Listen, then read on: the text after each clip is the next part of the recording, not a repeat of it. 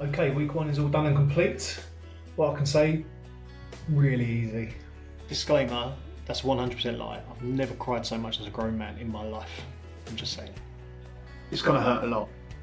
What I mean by it hurts is basically you get something called DOMS, which is delayed onset muscle soreness. Thank you, Google.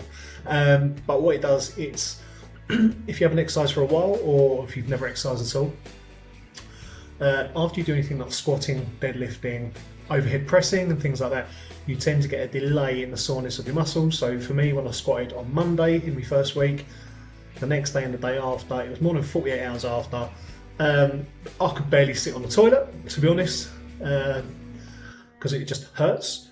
On deadlift day, it was mainly my lower back that really kept in there. It's not a horrible pain in the sense of that at least you know what muscles are working and not working. And then on bench day, where I haven't benched for about 3 months, I've got a pain up here and sort of in my shoulder section, my pecs and everywhere down there, where obviously I've got a little one of them massage guns to help sort that out.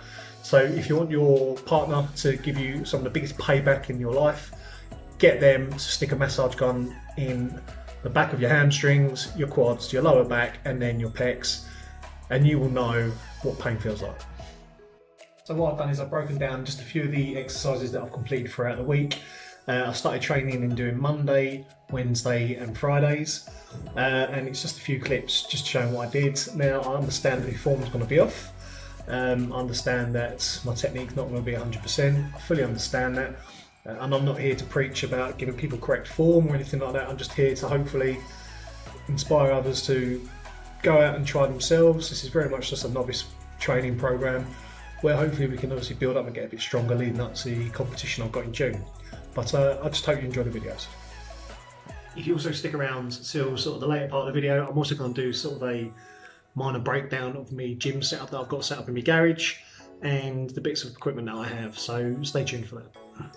Okay, here's a recap of all the clips and a bit of overdubbing and voicing of the videos, which I've never done before, so hopefully it works.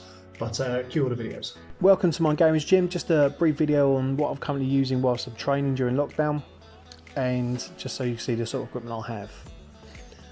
So as you can see, it's just a BodyMax racker system, perfect for a 7-foot Olympic bar, and weights, good sturdy bit of equipment, followed by a BodyMax adjustable bench, and I've got the 100 kilo lat pull down attachments at the back,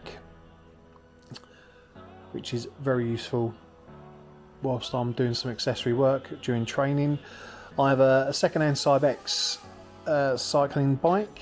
Again, I bought that from a gym second-hand a couple of years ago. Great bit of kit to do a bit of cardio on, and that's my trap bar deadlift that I use for grip work as well as accessory work for my deadlifts.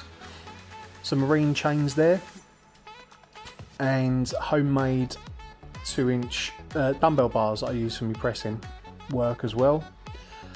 And I then move around. I've got a pair of kettlebells that I use for some cardio and some from warm-up exercises.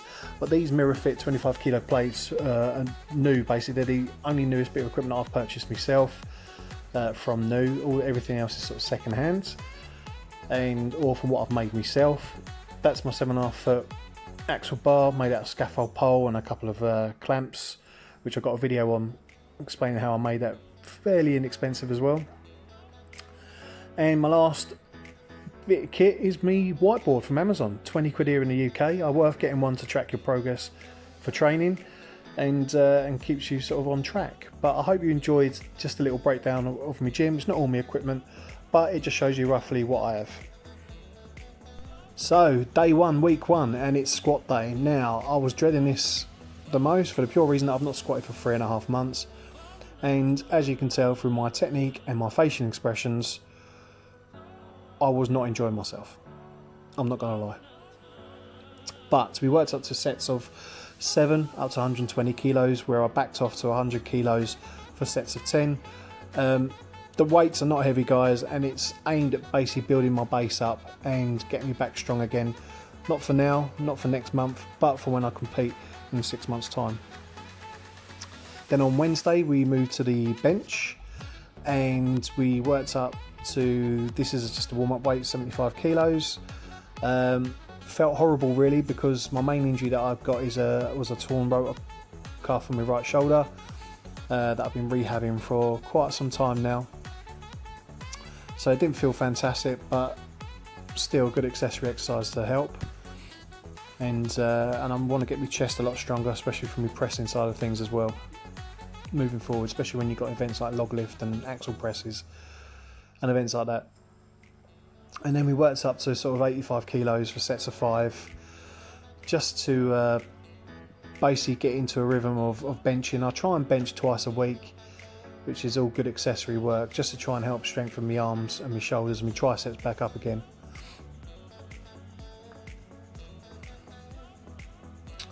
But I felt a bit more comfortable on Wednesday, and I enjoyed the training sessions. I'm not going to film all my accessory works and warm-ups, etc. I think, you know, you should all know how to warm up and what you should do with your muscles, but I'll just keep it to the main videos that I'm doing at the moment.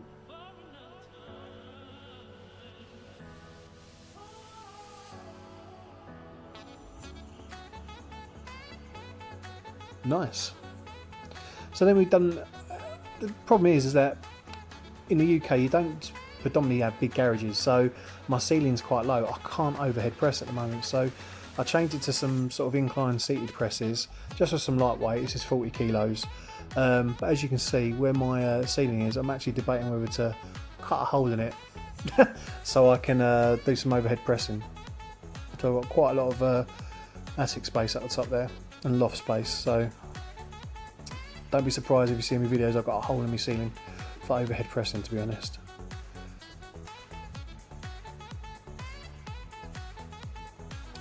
Now Friday, and it's my third day of the week, deadlift day. Now felt really good going in today, worked up to 140 kilos for sets of 10, and found the weight very, very comfortable.